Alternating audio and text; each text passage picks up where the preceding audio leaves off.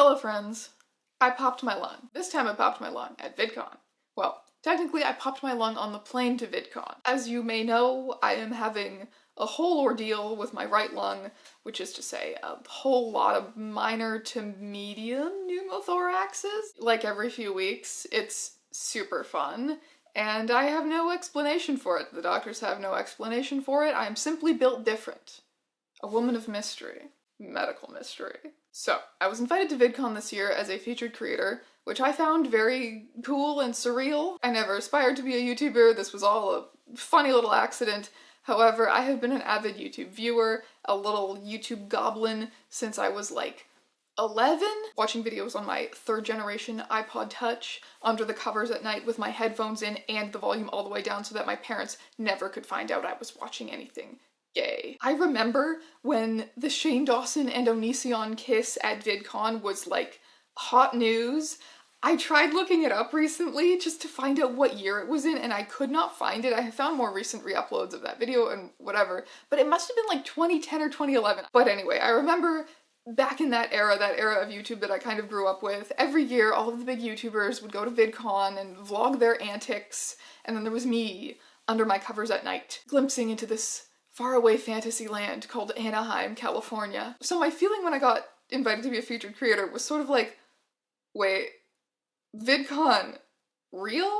Like, I'm going to this place that primarily exists to me in the media I consumed as a child. Obviously, I did not expect VidCon to be what it was a decade ago. The whole social media and influencer industry has just exploded since then, and it's a completely different creature. I received my featured creator experience packet. It's full of very useful information about the hotel, the convention center, whatever, but there is this catalog of all of the featured creator lounges and featured creator parties that I was just cackling over. Meta's pool party at the Hyatt, an all-day extravaganza that brings the metaverse to life. With a splash. Explore interactive installations including our oversized inflatable garden and playground, try the latest Meta hardware, and don't miss happy hour. Prime Video invites creators to the Prime Video Creators Lounge. This VIP lounge will be your escape from the chaos to hang out, recharge, collaborate, network, and more. Guests will be able to enjoy all-day food and beverage options, an in-house DJ, and a hosted bar with premium cocktails. A next-level experience designed for visionary creators. Explore immersive and interactive installations with friends and collaborators. Recharge and get ready for sessions, meetups, and events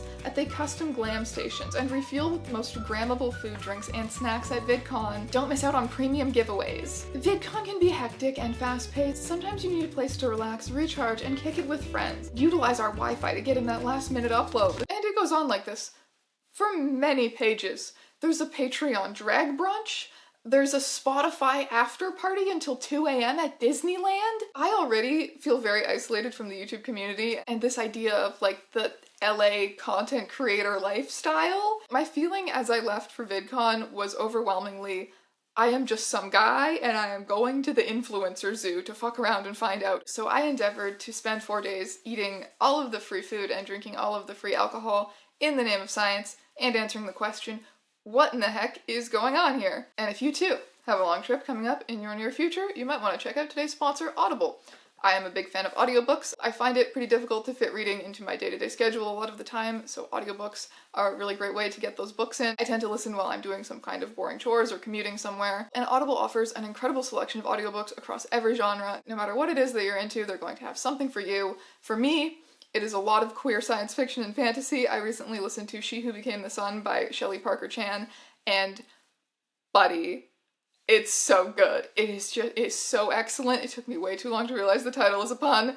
It's so good. And if you become an Audible member, you can get it for free when you sign up, and then you will continue to get one free audiobook per month, every single month. All Audible members now have access to a growing selection of titles, all inclusive within the membership. This includes all kinds of audiobooks, podcasts, Audible originals, guided fitness and meditation programs, sleep tracks for better rest, and more titles are being added all the time. New members can try out Audible for free for 30 days, so head on over to audible.com/strangeeons or text strangeeons to 500-500 to start listening now. So I'm getting ready to go to VidCon. I had spoken to my thoracic surgeon about a week prior. I got some x-rays done. I was all good, cleared to fly, salted nuts for me, hooray. My parents flew down to California as well. They were not planning to participate in VidCon in any way. They were taking their own vacation, staying in their own hotel, etc. They just wanted to be in the same vicinity if anything were to happen to me, because things have been happening to me lately.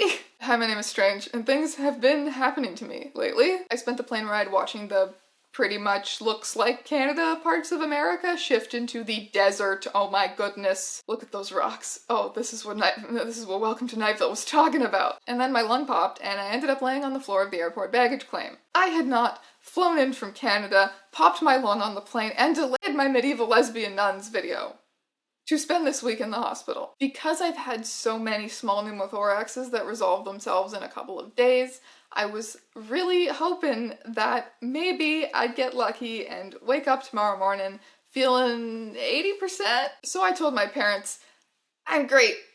I'm so good. Take me to the hotel, not the hospital. No hospital for me. I'm not holding in a cough right now. I'm so good. And so I arrived at the Hyatt Regency Hotel at VidCon, the YouTuber promised land. And I woke up the next morning worse. It was worse. This was Wednesday that I woke up feeling worse, and I had read that on Thursday at 8 a.m. VidCon's security company would be securing the perimeter of the hotel, and nobody would be able to get into the building without featured creator or full access badges. So, and that sounds a little bit scary. So, I had a mission. I had to acquire my featured creator badge. So, I go to the lobby trying not to, like, clutch my ribs or hobble like an old man or otherwise act like my organs were leaking, which they were. People would talk to me and I'd be like, hi, I am normal. I'm strange ÆONS, but I'm normal and my organs are all intact. Because goddamn it, I had to go to the hospital, but I was gonna claw my way back into VidCon at some point. And the secure perimeter would not stand in my way. So I acquired my badge, realized that it said bone-stealing Tumblr witch and mother of long Furbies on it, which I know that I must have written that for them at some point, but I just genuinely cannot recall doing it. So what happened next was my first and only experience of the American medical system. Overall, I would say the experience was pretty similar to a Canadian hospital, only faster and a lot less crowded. Hello, darkness, my old friend. I did indeed have a pneumothorax, and a decently medium one.